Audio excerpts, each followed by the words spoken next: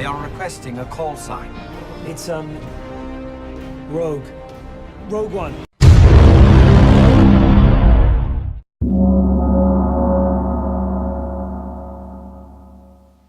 Hey, what's up, guys? This is Two Awesome Men. And this is our spoiler-free review over Rogue One, a Star Wars story. And just so y'all know, it may not look any different, but we just want to warn y'all that the camera that we're using right now is actually my phone.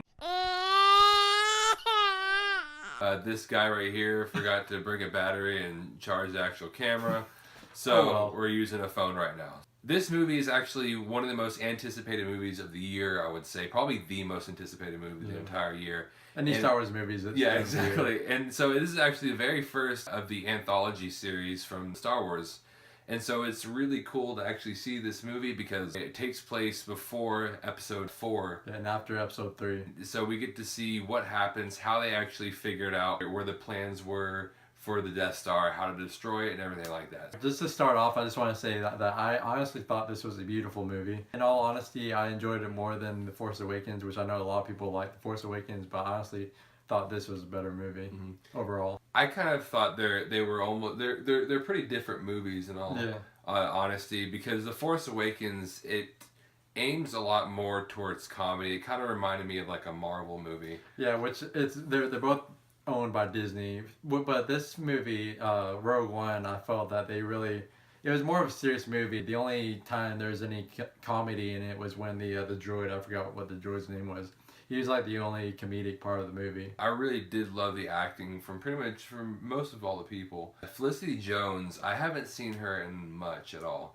I know she was in The Theory of Everything. And Amazing Spider-Man 2. Yeah, so she's... there you go. That's what she's known for. I haven't seen her much, but I saw her in this movie. I actually felt like she did really well. It was cool to be able to see like things from A New Hope, like the Death Star and AT-ATs, and be able to see it with better special effects now.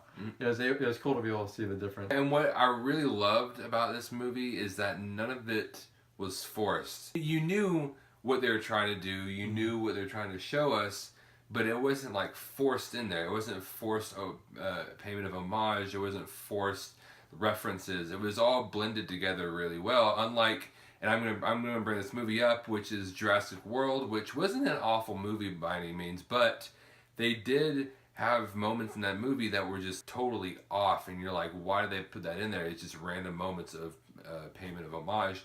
But this movie really blended it all together really well. Even the scenes with Darth Vader, which he's in the trailer, so it's not really much of a spoiler, but even the scenes that they had with him in it, he didn't feel forced into this movie. It felt the scenes that he was in made sense why he was there. And it really is cool to see that, because whenever you watch Darth Vader go on there, they actually bring that emotion back out of you of seeing Darth Vader on the big screen again, because we haven't seen him in quite a while. And other than Revenge of the Sith for like 2 minutes. Yeah, and so it's really cool to watch this movie and actually get to see Darth Vader on the big screen, especially for the younger generation. I've tried hard to find flaws that I've found in this movie, but really the only thing I can think of is about the first 30 minutes to an hour was just a bit slow, which it's not a huge complaint by me, because I totally understand they had to build up this story, but I just felt like it was a little bit slow, but it was still really good. And another issue that I had with the movie is that there was a few deaths in the movie and they didn't really bring out emotion from those deaths. And like you could tell, oh, it's really sad to see this, but I think because of some of how they introduce the characters to us in certain ways, that it didn't really bring out emotion, and it's just some of the direction that was going on in those scenes.